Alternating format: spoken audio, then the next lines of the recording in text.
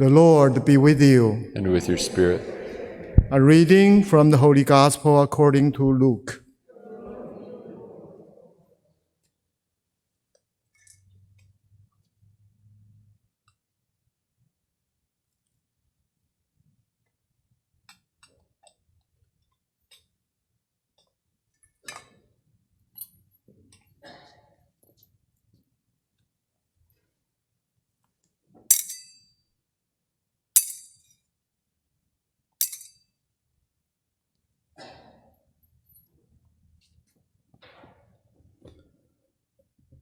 There was a prophetess, Anna, the daughter of Phanuel of the tribe of Asher. She was advanced in years, had lived 7 years with her husband after her marriage, and then as a widow until she was 84.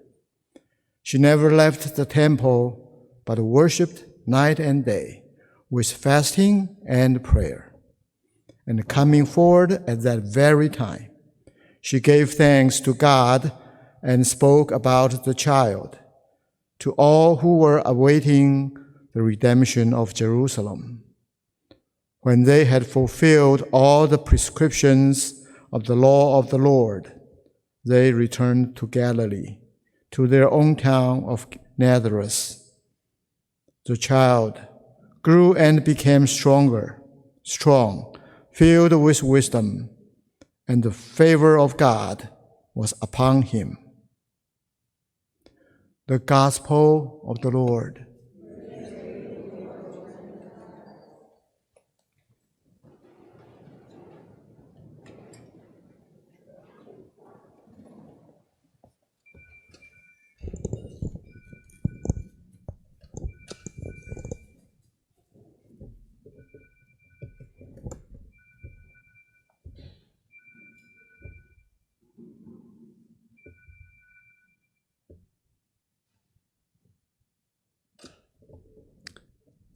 Do not love the world or the things of the world. If anyone loves the world, the love of the Father is not in him. Sort of tough, huh? Isn't it interesting this time of year that the way that the world kind of like flares up, like all the enticements of the world are on full display. There's all these deals to be had. There's all these, gifts to be bought, things to buy. It's so easy to get sucked into the flesh and the world and things that are not of God.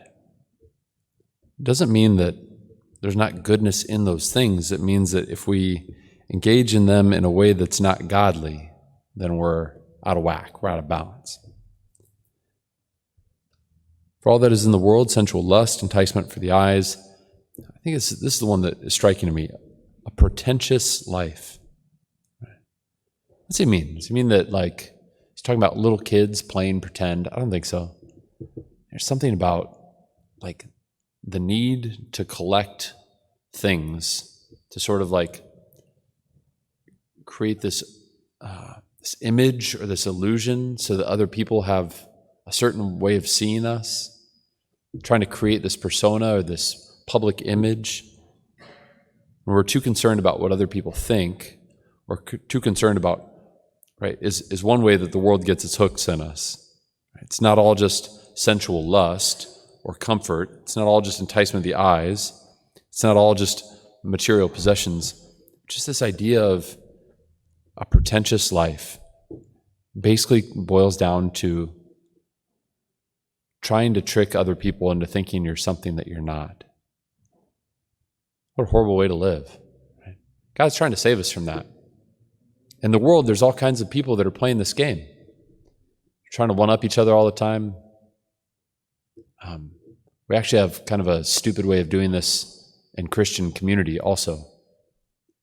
Try and convince each other that we're really, really holy. We don't tell the truth about ourselves to each other. Why do we do that? God's trying to save us from the misery of trying to uphold lies to make the world think something that's not true. That's what a pretentious life is. It's not from the Father, but it's from the world. It says it right there. first letter of John. The world and its enticements are passing away. Why is the Lord trying to save us from the pain of a pretentious life, the burden of trying to trick people into thinking we're something we're not? Because all that is going to die. All that's going to wither on the vine and fade away into nothingness. Anything that's going to last starts by God's initiative, is sustained by God's grace, and comes to fulfillment in Him. Anything that doesn't fit those criteria is, by its own definition, fading, passing away. That's good news for us, because it's not that hard in our own lives to identify the things that God has initiated, that God is the one who is sustaining them by His grace, and that He is going to be the one that will bring them to fulfillment. Anything else that's too dependent on me, too much about my creative new idea, too much about I have to be there to make this thing work and hold it all together. Anything that's too much about like I'm going to be the one that brings this thing to completion, fulfillment, and I get all the credit for it. Anything that smells like that, it's probably not the Spirit of God. Well, I can almost say with certainty that it's not. But whoever does the will of God remains forever. Isn't that the deepest, ultimate longing, right?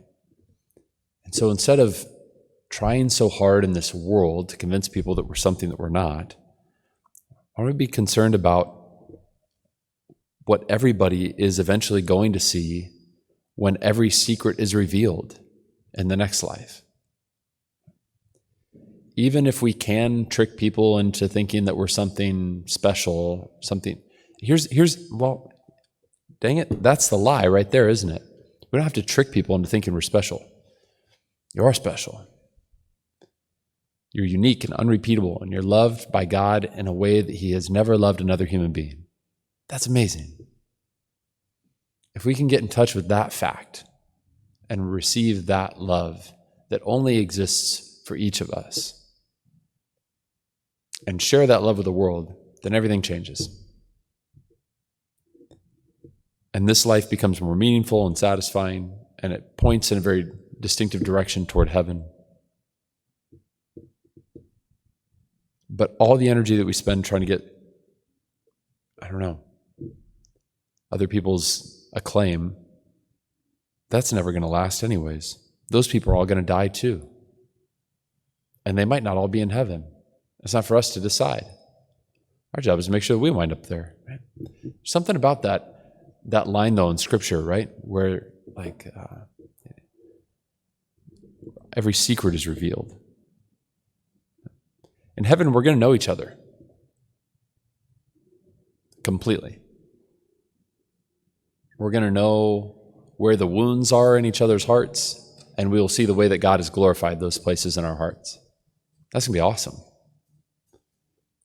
Think about it this way. How many people have you met or talked to or heard give some account of some incredible conversion that happened in their lives? They tell you, this is the way I was living. And they tell you what happened. They tell you about some of the awful things they did before they really encountered the living God. And He was the one who began to change everything because they fell in love. It didn't happen because they became sort of intellectually convinced and so just adopted a new set of moral values. That's unsustainable. It's a both and, right? It's the intellect, it's the heart, it's the body, it's the whole person.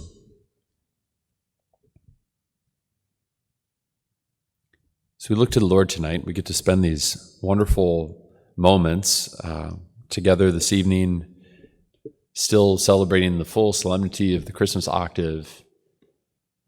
Let's look to Him and be able to ask ourselves, what are those things in my life that I didn't start? They might have been there for a long time. Let me rephrase that. What are things that have been there in my life, even if they've been there for a long time, that I did start? That was my idea. I did that. I welcomed this thing into my life, or I took that hard right at some point. I started doing this thing. Have I ever stopped to bring that thing to the attention of Jesus? Jesus, do you want this thing in my life? What are the things that have been there for a long time? Who started them? God start that or did I start that? How long has it been going on? Jesus, are you the one who's sustaining this thing? Do you want to keep this thing in my life rolling along as it is? You need to tweak it. Do you need to get rid of it? It's time for it to go. And what are the things that maybe I'm the one who's trying to wrap it all up and bring it to a certain place? I'm holding on to it a little too tightly. And be able to offer those things to him. We can offer them to him without fear of reprisal, without fear of retribution, without, right? Just being able to say, oh man, Lord, maybe this is too much of me. And when we give them to him, he's going to be able to help move our hearts in the ways that they need to be moved most. Does he need to just make little tweaks? Does he need to remove them? But let him be the one to move. Let him be the one to lead. This isn't a project where you have to figure out how to fix your life. Quite the opposite. It's about surrendering the different things in our lives to him in a way that he has permission to come in and to increase or decrease, to change directions, to flip something on its head, to add or delete.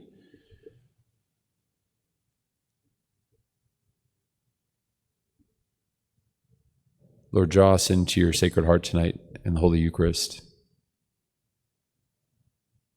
Help us to be open to the love that you have that's just for each of us, to let that love decide everything.